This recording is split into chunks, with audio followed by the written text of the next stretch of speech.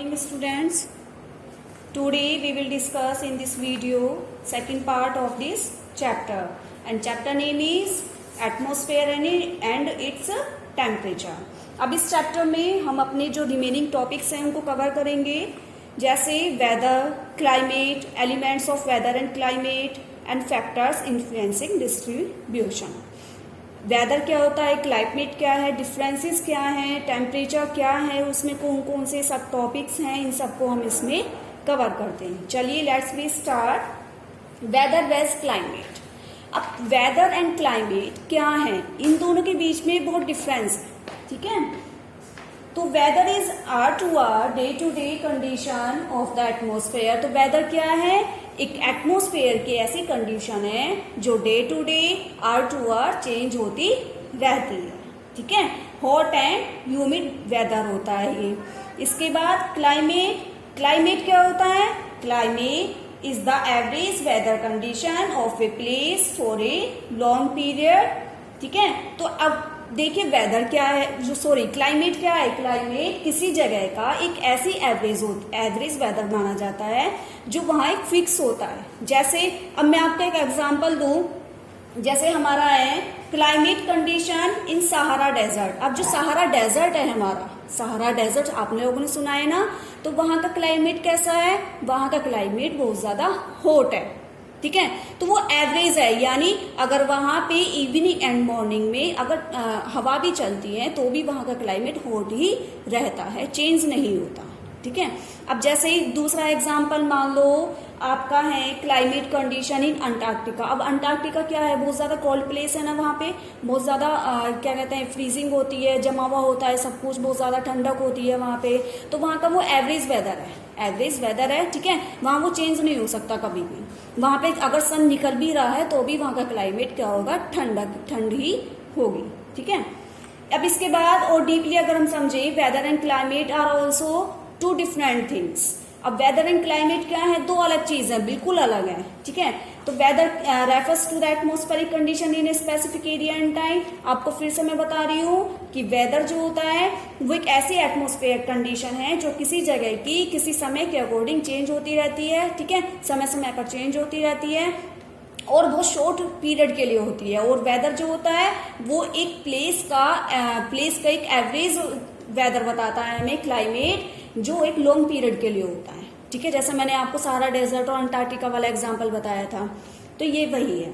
इसके बाद weather describes state of atmosphere of any particular time. जो वेदर होता है वो किसी पर्टिकुलर टाइम के एटमॉस्फेयर को हमें बताता रहता है, जो चेंज होते रहते हैं. ठीक है, इसके बाद क्लाइमेट जो होता है, क्लाइमेट डिस्क्राइब करता है एवरेज वेदर को of a particular part of the world. ठीक है, तो जो हमारा क्लाइमेट है वो किसी एक फिक्स प्लेस की फिक्स्ड क्लाइमेट हमें बताता है, यानी जो एवरेज बताता है. इसके बाद अब हम पढ़ते हैं इंसोलेशन. अभी व्हाट इज इंसोलेशन. इंसोलेशन क्या है, ये टेम्परेचर के एग्जांपल्स हैं, जैसे elements of weather and climate. जो वेदर एंड क्लाइमेट के एलिमेंट्स हैं उसमें फीचर्स है उसका टेम्परेचर. अब टेम्परेचर में इंसोलेशन और टेरेस्ट्रियल रेडिएशन क्या होता है. अब देखिए इंसोलेशन क्या है. Insolation is the solar radiation received on the earth surface is called insolation. अब इंसोलेशन क्या है, जो सन की रेज आती है हमारी अर्थ पर, दैट इज कॉल्ड इंसोलेशन. और जो सन की रेज आती हैं हमारी अर्थ पर वो शॉर्ट वेव्स में आती हैं. ठीक है, जैसा मान लो अगर हम कहीं पे बॉल फेंक रहे हैं तो बॉल जो होगी वो इतनी स्पीड से जाएगी, बहुत ज्यादा स्पीड से जाती ही नहीं जाती अगर हम कहीं दूर बॉल फेंक रहे हैं. ऐसी जो सन की रेज हैं जब वो अपनी सनलाइट अर्थ पर फेंकती है तो वो शॉर्ट वेव्स में आती है, यानी बहुत जल्दी आती है. इसके बाद the sun rays travels as electromagnetic radiation. जो सन की रेज हैं वो किस वे में ट्रेवल करती हैं, इलेक्ट्रोमैग्नेटिक रेडिएशन में. समझ में आ गया. तो इंसोलेशन क्या है, जो हमारी अर्थ की सरफेस रिसीव करती है सन की रेज को, दैट इज कॉल्ड इंसोलेशन, और शॉर्ट वेव्स में करती है.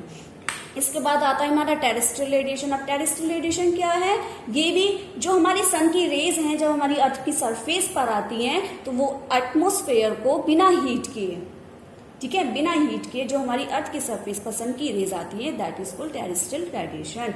और जो टेरेस्ट्रियल रेडिएशन की सन जो होता है, जो इस पर जो सन की रेज आती हैं वो लॉन्ग वेव्स में आती है, वो बैक एकदम रिफ्लेक्ट बैक करती है. ठीक है, अब जैसे मान लो जब हम किसी बॉल को फेंकेंगे तो वो जाएगी तो बहुत तेज शॉर्ट वेव्स में, और वो वापस हमारी तरफ ही आएगी ना, तो वो लॉन्ग पीरियड में आती, एकदम बैक होती है, नहीं होती है वो हमारी तरफ, ठीक है। तो वो that is called terrestrial radiation. अब इसको हम एक पिक्चर्स के थ्रू समझते हैं। देखिए जैसे हमारी ये अर्थ है, ये अर्थ देख रहे हैं आप। अब यहाँ पे सन की रेज आ रही है, incoming short waves radiation from sun, sun से हमारी शॉर्ट वेव्स आ रही हैं, ठीक है, और ये बैक जा रही है, नहीं जा रही, तो that is called insolation and that is called terrestrial radiation, जो बैक रिफ्लेक्ट बैक कर रही है, ठीक है। ये शॉर्ट वेव्स, ये लॉन्ग वेव्स, समझ में आ गया।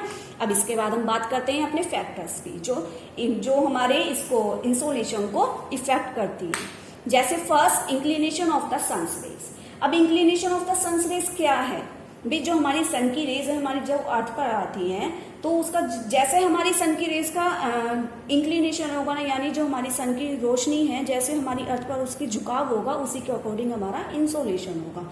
अब देखिए जैसे हमारा ये अर्थ है, देख रहे हैं ना आप सभी अर्थ, ये जो हमारा पोल जोन होता है, यहाँ पे सन की रेज क्या होती है, वर्टिकल पड़ती है, सॉरी तिरछी पड़ती है, ठीक है। और ये जो हमारा इक्वेटर वाला एरिया होता है, ये जो ट्रॉपिकल जोन होता है, यहाँ पे सन की रेज एकदम डायरेक्ट पड़ती है, एकदम सीधी पड़ती है। तो यहाँ पे सन की रेज की सीधी होने के कारण इंसोलेशन सबसे ज्यादा होता है। और जो पोल रीजन्स होते हैं यहाँ पे अंटार्कटिका से सन ऑब्लिक्यूज रेज, जो ऑब्लिक्यूज होती है यहाँ पे सन की रेज, तो यहाँ पे इंसोलेशन कम होता है।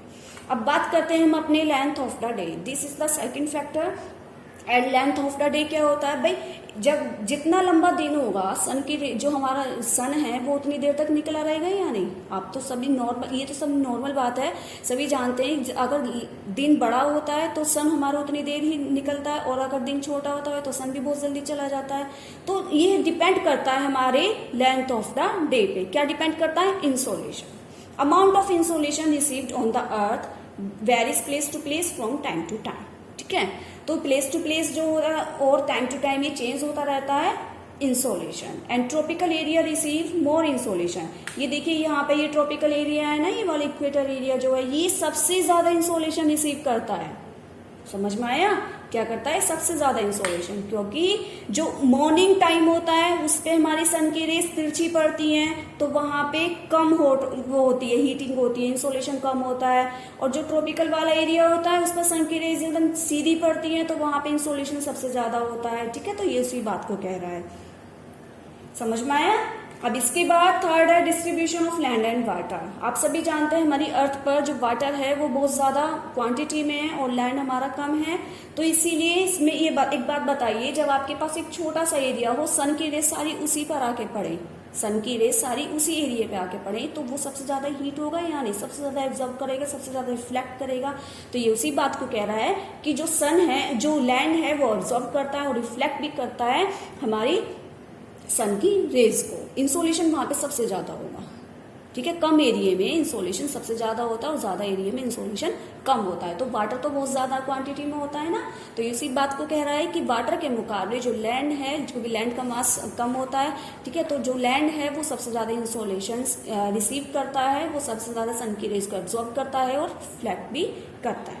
अब इसके बाद this is the fourth point, और ये अब देखिए या इसमें क्या है, जो हमारा इंसोलेशन है वो डिपेंड करता है किस पर, थिकनेस ऑफ द एटमॉस्फेयर पर। जो हमारा वातावरण है, जो हमारी एटमॉस्फेयर है, उसकी थिकनेस पर हमारा इंसोलेशन डिपेंड करता है। कैसे करता है, क्योंकि इसमें ये देखिए, ये पिक्चर आपने देख रखी है ना, ये हमारी अर्थ है और इसके चारों तरफ ये एटमॉस्फेयर की लेयर है।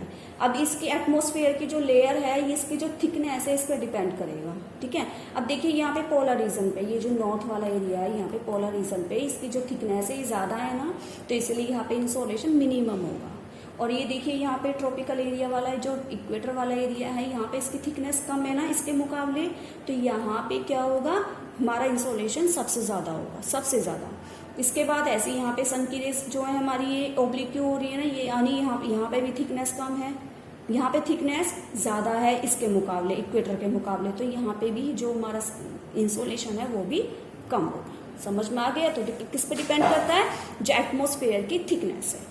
अब ये हमने इस वीडियो में सारे टॉपिक्स कवर किए हैं, आई होप आपको अच्छे से समझ में आएंगे। और आप इस वीडियो को अपनी बुक के थ्रू जरूर देखिए, और आपको कोई भी क्वेरी तो आप कॉन्टैक्ट कर सकते हैं। Thank you.